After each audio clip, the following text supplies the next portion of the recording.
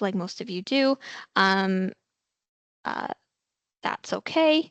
Um, so Mari and I will get started. I have started the recording as well, and we will be sending out an email tomorrow with the link to the recording and our survey, so you can give us some feedback and enter for your chance to win some swag. So we will get started now.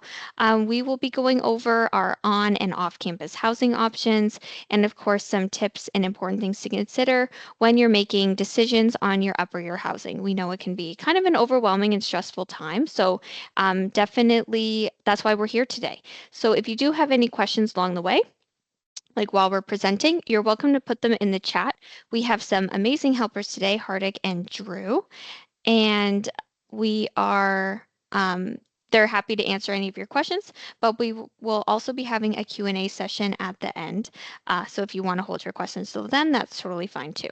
But before we get into anything, we first want to introduce ourselves. So I will get us started. My name is Lindsay. I go by she, her pronouns.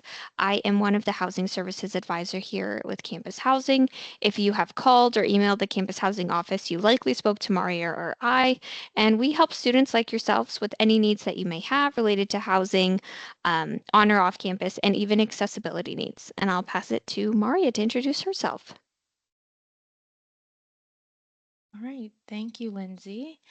Um, so, Hi everyone, nice to meet you. My name is Maria. I also use she, her pronouns, and I am one of the housing services advisors with Campus Housing. And just as Lindsay said, we help support students with any questions they have about campus housing, and that can happen through emails, phone calls, walk-in appointments. So yeah, if there's any questions you have moving forward from this session, you're more than welcome to reach out to us as well. So I'm just going to get us started with just an agenda, listing down our agenda for today and what we're going to be talking about in this webinar. So we're first just going to start off with an introduction to housing and just what that looks like, some on-campus information, off-campus information, how to be a good community member, and then we'll also have a three-part quiz towards the end, and that's just going to be testing your knowledge on the things that we've talked about throughout this webinar. And then we'll end it off with a Q&A. So if you have any questions till then, more than happy to have that at the end, or you're welcome to put things in the chat right now. Our student housing administrators, Drew and Hardik, will also be help supporting us with any of those questions. So I will move forward. Okay.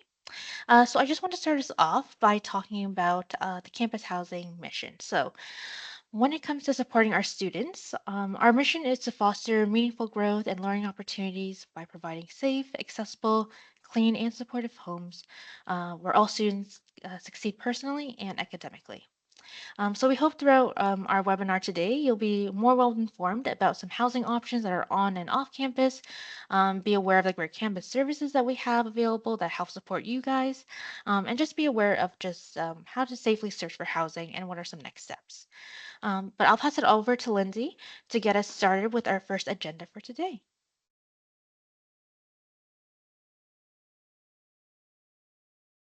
Thank you, Maria.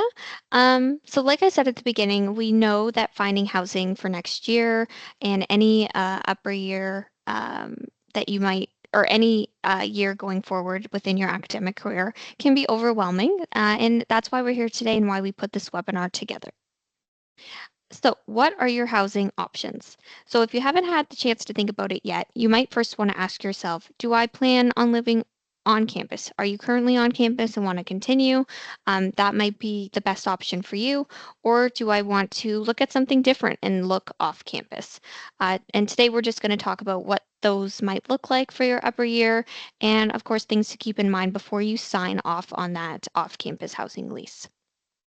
So, we'll begin with on campus because you might be most familiar with that. If you are living with us currently or you have in the past, you might be aware, especially in your first year, as we have the first year guarantee. So we know a lot of our first year students live with us. But I do want to bring to your attention that we do have a lot of upper year students living with us on campus. We have a lot of demand for our upper year students, in case you didn't know that before. So upper year housing does slightly different than first year. Upper year students, for example, can have up to 3 roommate requests. So I know in your first year you're limited to one, but in your upper year you can have one, two, or three other roommate requests, and they can be mixed gendered. So again, another difference from your first year. Upper year students are often placed in single rooms. So this could mean in a suite style residence like our UW Place or our townhouse in Columbia Lake Village South. Or if you plan to be a part of our mixed year communities, you would be placed in a single room in Village One or Claudette Miller Hall. This is where it's like an informal mentorship program, and you would be placed with first year students and live on the same floor as them. Um, so that's some more detail about that. Meal plans are another big difference that students experience as upper year students because you're typically placed in a suite style or the townhouse, even Monotahegi. Meal plans are optional because you have kitchens available to you.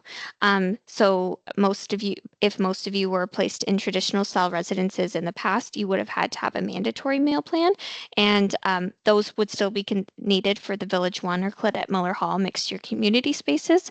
But for our suite styles and our townhouses, meal plans are optional, and there's kind of a different variety of meal plans you can choose from.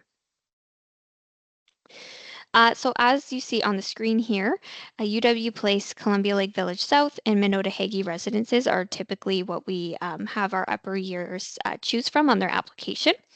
Our Columbia Lake Village South residence for the spring term is the newly rankable option.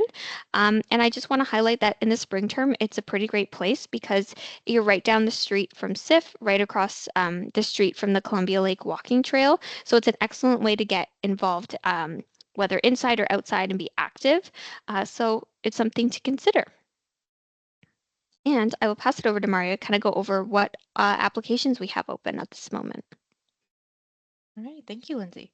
So just for everyone's awareness, our applications for the winter, fall, and spring 2025 applications are open and available now to apply. So just something to note for our spring 2025 applications is if you are taking one course, don't worry. This year we are accepting applications from students who have a light course load. So if you're interested, you're welcome to apply and we can take a look into that. But yeah, if you're wondering how to apply, our application and open dates can be found on our campus housing important dates page on the campus housing website. So welcome to look at there and make sure that you're applying at the time that it's open. And for our undergraduate students, we have opened up our fall 2025 application as of January 21st, 2025. So offers will continue to be being sent out on an ongoing basis, but please know that a spot in housing is not guaranteed and is based on the spaces that are available. So if you are interested to live on campus, we'd encourage you to apply at your earliest convenience for our campus housing team to take a look into and just to see what rooms are available. But if you have any more further questions about housing applications or need that support with that step-by-step process to ensure that you're applying correctly, you're more than welcome to reach out to us, the campus housing office, through our email address, or give us a call with the information that's located on the screen right now. Some other on-campus housing options that are also available for our upper year students are with the university colleges. So we have the Renison University College, St. Jerome's University, United College, and even Conrad Grebel University College. So each of these housing options do offer unique amenities and services in their own way. So if you're interested to see what is available and would like to have some more information, you're more than welcome to check out their website and reach out to them directly for further questions. And then finally, we also have our uh, Campus Housing International Bridging Program. So this program only applies to our international students who are currently living with us in residence, and they're having a consecutive housing contract and have a study permit status. The International Student Bridging Program typically takes place between the fall-winter terms or the winter or spring terms. So students can continue to stay in residence during the break between the terms for an additional fee of $500 for the duration of the entire program. So something to know is that we won't be giving any refunds, so only apply to the program if you feel confident that you'll be staying there for the entire duration of that program. And also, if you're interested to know if you're eligible to join, you're more than welcome to reach out to us, and also check out the International Student Bridging Program page on the Campus Housing website for more information. And we will also have more information being updated with the upcoming terms. So please keep an eye out for that, and you can contact our office for more details. And I will pass it back to Lindsay to start us off with some off-campus housing information. Yeah, so as Maria said, we'll now go over some off-campus options. Um, so if you have taken a look at our off-campus housing webpage, you might be familiar with this image, but if not, I did want to bring it to your attention because it's definitely a helpful timeline of things that you need to consider and key steps to take when you're looking for your future home off campus. And we'll dive into that, these steps a little bit more in depth now. So, step one is looking for a place. While this may seem kind of straightforward, we do want to make sure that you're aware of the off campus housing website. So, in partnership with Campus Housing, many other campus partners also work on this website to make sure that you have the most relevant information available to you for off campus resources. So on this website, we wanted to highlight places for students. So this is a rental website that is slightly different than a few others. And when we do get calls into our office from possible renters, we do encourage them to post their house or apartment, whatever they have, on this website. So it's definitely a good place to check out, even if it's your the first place that you're looking. They provide a little bit more descriptive images. They can even include the floor plans, roommate profiles of the people living there, or people who are looking for roommates in the future. So it's definitely a great option for you.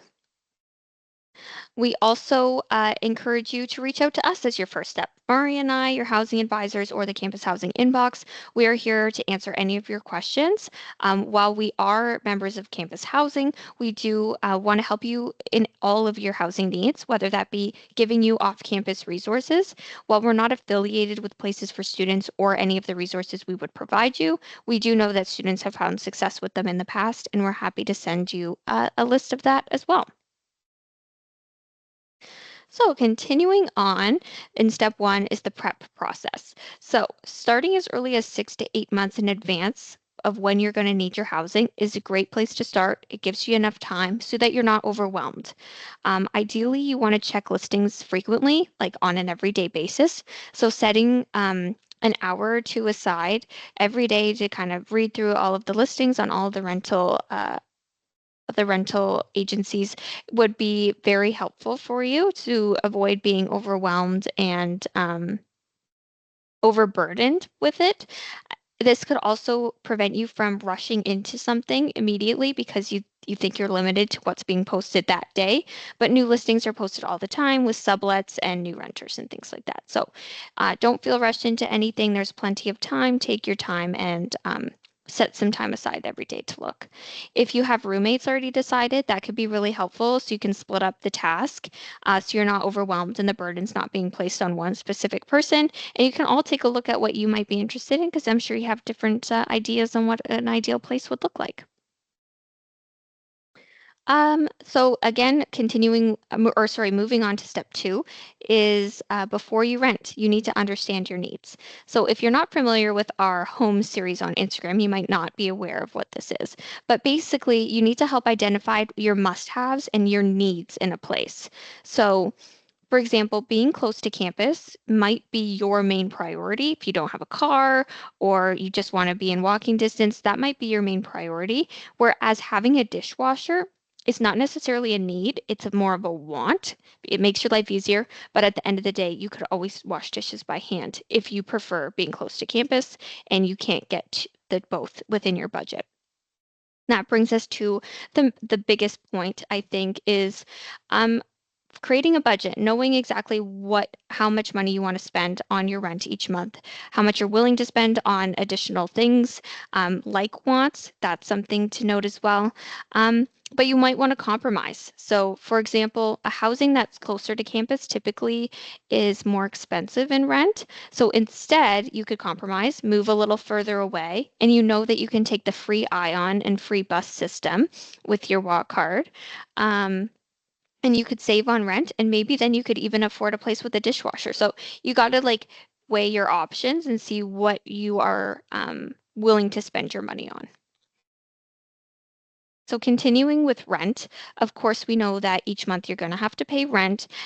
What that amount is going to differ depending on what you're looking for. So a room in a house might be different than a room in a two-bedroom apartment or even in a basement apartment. So I would take a look when you're looking at those listings on a daily basis. Take a look, see what the standard rates are so you can get a good idea of what's a good deal, maybe what's not. So you can go into it with all the information. And then, of course, you need to consider utilities. So in your budget, set aside some spending money for utilities because they might not be included. It typically says in like the listing whether or not utilities will be included, but if it doesn't, definitely a great question to ask your landlord before signing any leases. So hydro, water, internet can all be additions to your monthly rent that you'll be paying that you might not consider immediately, and they can add up. So definitely keep that in mind. Tenants insurance is another one that most landlords do require you to have. If it's not mandatory, it is recommended, just so that you protect your personal property in the event anything were to happen. So keep that in mind as well. And roommates. This might be obvious, but you do want to, weigh your options and think about who you are going to be living with for possibly a long period of time. So if you haven't already thought about who your roommates will be, you could think of people who you're currently living with in residence, in your classes that you get along with really well, or even, like I said before, Places for Students has roommate profiles listed. So when picking people to live with, you want to think about a few things. They're listed on the screen there, but key ones are definitely lifestyle and habits. Are you an early riser and they like to stay up late, or maybe they are partiers and you're not? Is that going to work out well with your schedules and noise and things like that? Pets. Maybe you're allergic to pets and maybe they have one or plan on getting one. So that's something you want to iron out before you get into a lease agreement with anybody. Even communication style. Are you a more direct person and they're more passive? Is that going to work out well if you're trying to negotiate or work through any conflict resolution? Like, how is that going to work? So, definitely put yourself into a few situations and look into the future a little bit more when you're considering roommates in a long term setting. And I will pass it to Maria. We know this section might be a little bit longer and a little bit more dry in terms of the information, but it's really important. So try to stay into it as much as you can, and we will, like I said, have this recording available to you tomorrow. All right, thank you, Lindsay. So yeah, finally, we're going to move on to step three, which is our last step into looking for housing when you're looking off campus. So that'll be signing a lease and understanding your rights as a tenant. So I would say this is a very important step before you finalize your housing choice and sign a contract that you know you'll need to commit to during your time living there. So it's important that you do the necessary research if you're planning to live off campus.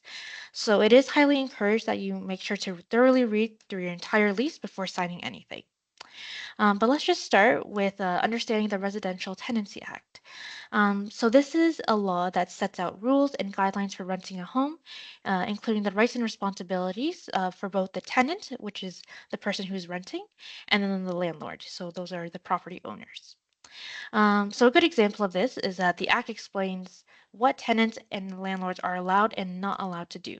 So this can be situations such as a tenant having the right to live in a safe and habitable place, while the landlord must make repairs and make sure that the property is in good condition. The Act makes sure that both the tenants and the landlord follows fair rules so that everyone is treated fairly in that rental situation. This is information that can be easily overlooked, but it is important that you understand your rights and responsibility as a tenant. And there is an abundance amount of information located on the Government Ontario website regarding the Residential Tenancy Act. So I'd really encourage you in your own time to take a look at that and kind of read it through before you sign off on anything. Following up with that, we also have the Landlord and Tenant Board. So this is an official organization that helps solve problems and the disputes that happen between the landlord and the tenants. I'd say the easiest way to think about it is that the organization acts as a referee for any issues related to renting a home. So they help support with dispute resolutions, hearing cases, enforcing rules, and also help in making those decisions. So again, a good example of this could be helping make decisions on whether the tenant should be evicted, if rent should be increased or decreased, if landlords should fix something in that rental property, and so forth. Again, there is some more information about the Landlord and Tenant Board on the Ontario government website, so please ensure that you have a chance to take a look at that and read that as well. And then the final step before signing off your lease is to make sure that you avoid any rental scams, especially when it comes to living off campus. Um, some tips that we usually advise students to take when they're searching for off campus housing can include things like meeting the landlord and that housing space, um, preferably in person or virtual, do a video tour if that's possible. Take your friend, take a family member with you. It's great to like take a look at that space in person if you can. But if you find that the landlord refuses to meet or only communicates to you through via text or email to show you that place, that could be a red flag. So just something to be cautious and mindful of.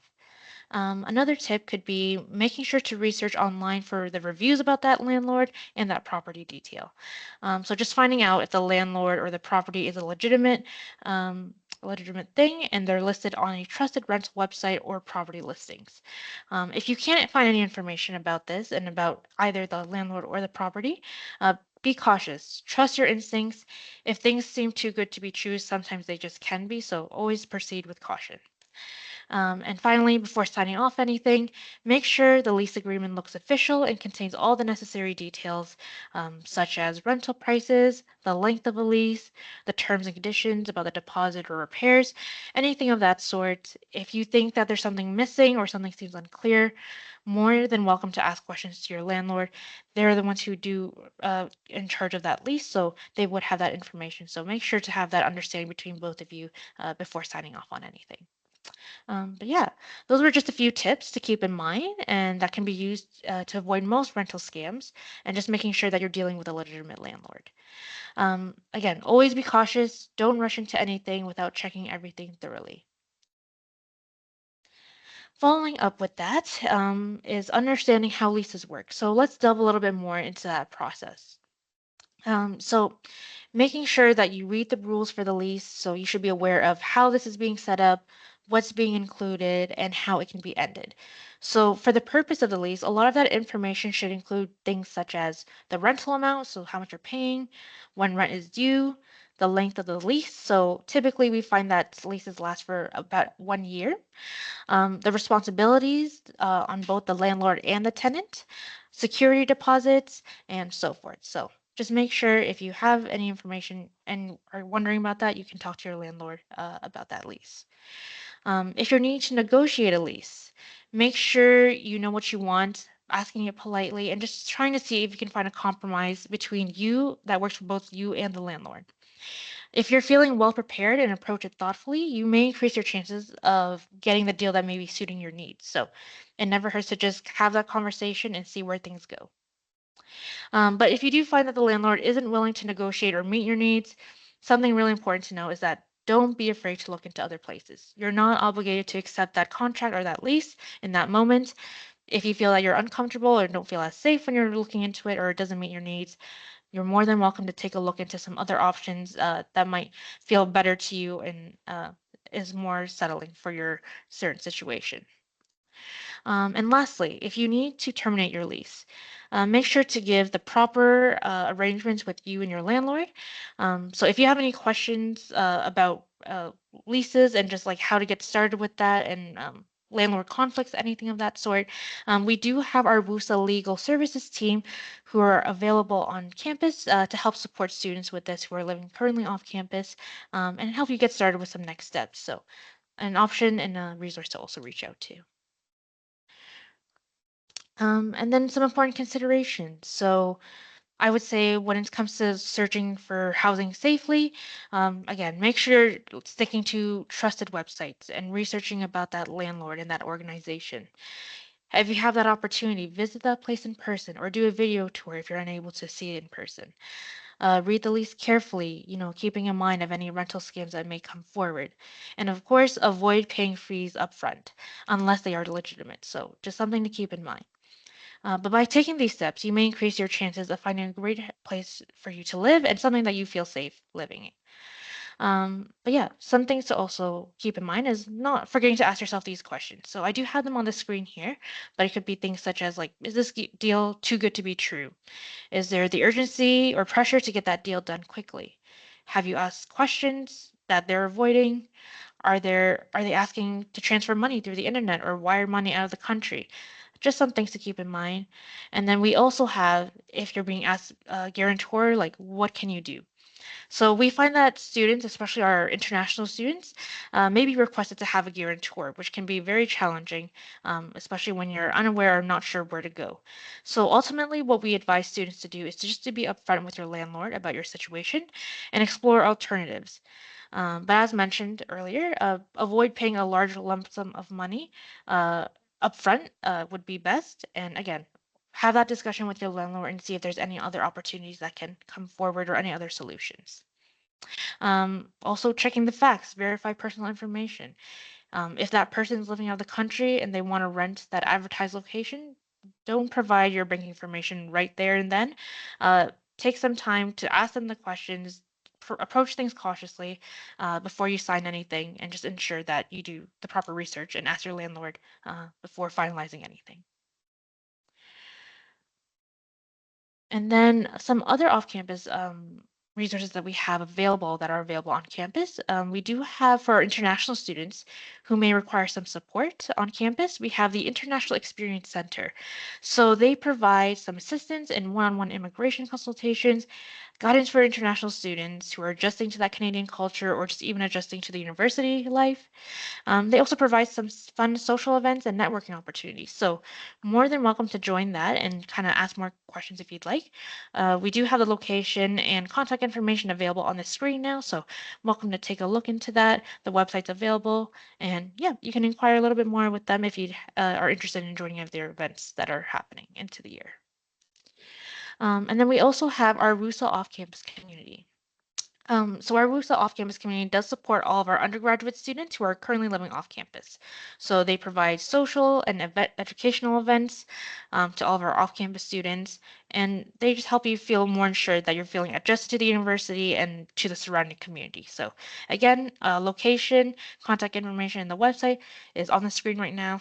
You're welcome to reach out to them if you're interested in any of the events that they're providing, and reach out to them for any questions you may have. And I will pass it back to Lindsay to talk a bit more on our community members. All right. So we're almost done, but we just want to highlight that what does it mean to be a good community member? If you're in your first year and you're thinking about going off campus for your first time, you might not know what to do without your parents being there. So one of the things is respecting noise limitations. So this is when you're out in the community, you might not be with all students. You might have regular people who want to go to bed at a regular time and not party and do what university kids do. So think about how loud you're being between the times of 11 p.m. to 7 a.m. Waterloo does have a bylaw of noise, a noise bylaw. So try to be mindful of that. And of course, we want to respect your neighbors. So it's just good to think about. Another thing with the Waterloo specifically is the city parking on the street overnight. It can be pretty challenging. Typically, you do get tickets if you do park on the streets overnight. I know from personal experience. So please make sure that that's something definitely to think about when you're looking for off campus. If you're going to have a car with you next year, maybe look for places or ask, is there a driveway? Is there a parking spot included with your apartment? Otherwise, this might be an additional expense that you didn't expect, or you might have to work with, park on the street, which is not ideal in any case. Of course, you also have your garbage and waste collection. Your parents might do this for you right now, but this is going to be your responsibility, especially if you're in a house. Um, so garbage is collected typically in Waterloo on a biweekly basis, and recycling and compost is collected typically once a week. So again, all of these links here are also live. So if you want to click on them and save them and bookmark them in your browser for the future, you're welcome to do so, but you'll be able to find your pickup day and make sure that it's out. Obviously, we don't want pests, smell, or wildlife getting involved, and it might not be something that you're actively thinking about because someone's doing it for you right now. So again, something to consider when you move out on your own for the first time. Maintaining your property. This is something also to consider. If you're going to be in a house, you're going to need to shovel your driveway and sidewalks, or your landlord might do it, but that's something that you need to discuss with them prior to signing your lease. If it's something that you're against, making sure that there's no mess on your lawn that could be distracting to other people, or even mowing your lawn in the summer is something that you need to discuss and with your landlord to make sure everyone knows who's doing what. And that might be a deal breaker for you. So maybe an apartment living is better in that case. So it helps you kind of think about what you want, what you need, what you don't want in a place as well, kind of bringing us back to your wants and needs. And now we will get to the quiz. So it's a very short quiz. It's only 3 parts. We want to see how well you've been paying attention and kind of break up the chatting. We're almost done the presentation, but we just want to see if you learned anything. So we will be putting these questions in the polls. So you're welcome to answer there. Just click the answer that you think is correct. But for our first question of the day, we have what resource or resources can you contact if you have housing questions or concerns? A, WUSA Legal Protection Program. B, Campus Housing Office. C, the Housing Advisors. And D, all of the above. So please submit your answers. I will give you a few seconds and then we will move on to the next question.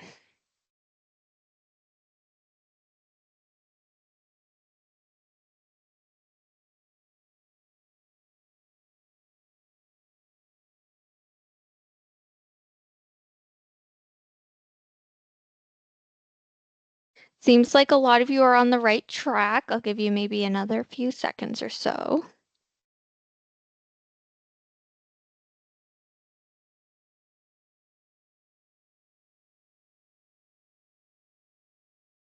All right. We will not make you wait in silence anymore. The answer is D. So I think you all got it right. All of the above. You can turn to us and any of those other resources listed there. And I'll pass it to Maria for to get us through the next question. All right, thank you, Lindsay. So following with question number 2, what is the typical length of a standard lease for off-campus housing? So is that A, month to month, B, 6 months, C, 1 year, or D, indefinitely? So again, give you guys a couple minute there just to put in your answers, and then we will check on that in just a minute.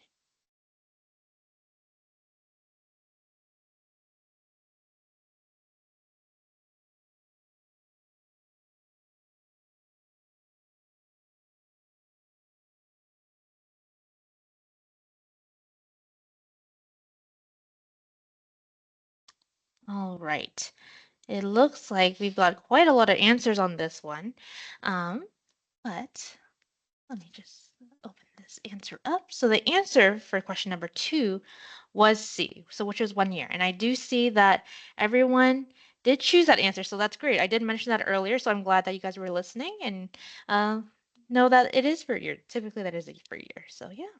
And I will give it back to Lindsay to go to our last question. All right, thank you. For our third and final question today, what is a good practice to ensure safety when viewing off-campus housing?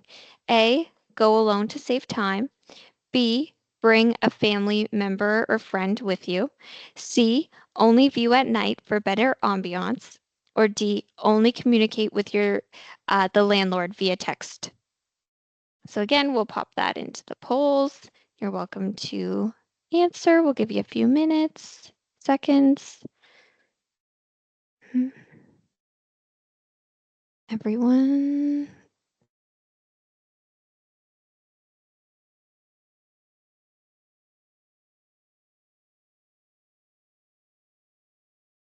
All right. Everyone is on the right track. Once again, you guys are paying attention. You are the best students ever. So B, bring a friend or family member is the correct response.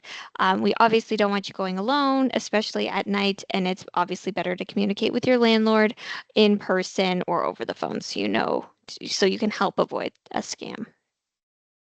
All right. So we just want to wrap up here. This is our last point.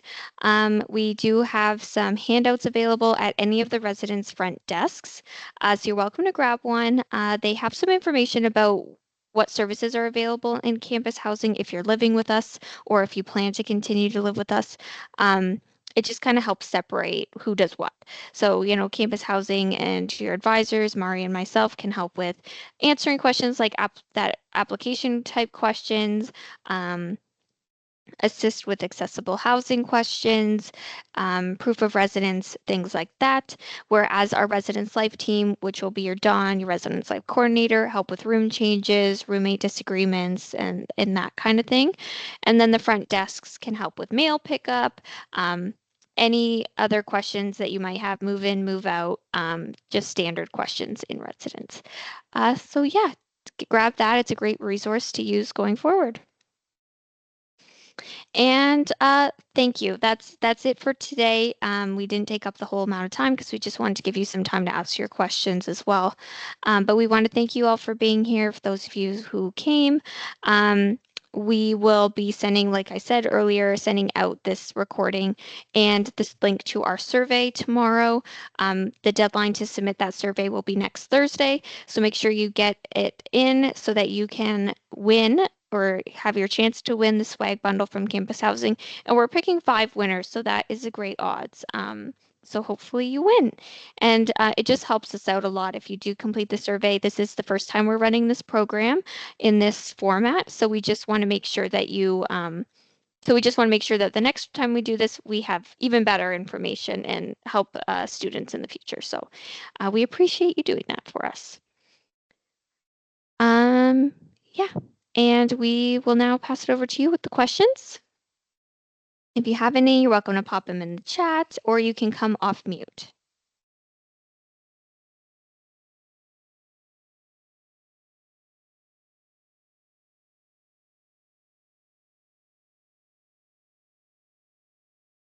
Popular questions in the chat that we definitely see a lot as well come into our inbox is do you need to pay a deposit when you are applying? So again, like the first year guarantee, you do typically need to pay that $500 non-refundable deposit up front. But with upper year applications, you can submit an application, and only when you receive an offer and go to accept that offer, that's when you pay that $500 deposit. So there is that slight difference there. So that's a great question.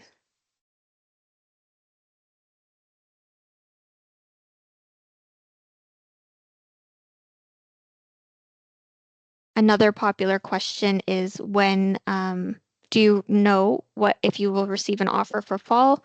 It's a really good question. So offers will be going out within the next couple weeks, and they're just ongoing throughout the rest of the term.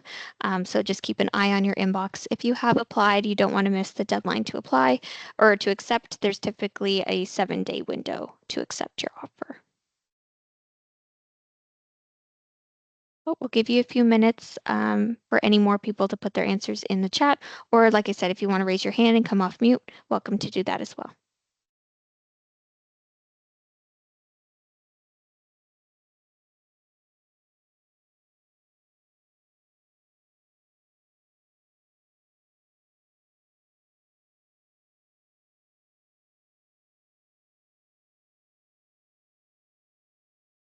If you don't have any questions, you're welcome to go, but we'll stay on here a little bit longer just to see if anyone has some last minute questions.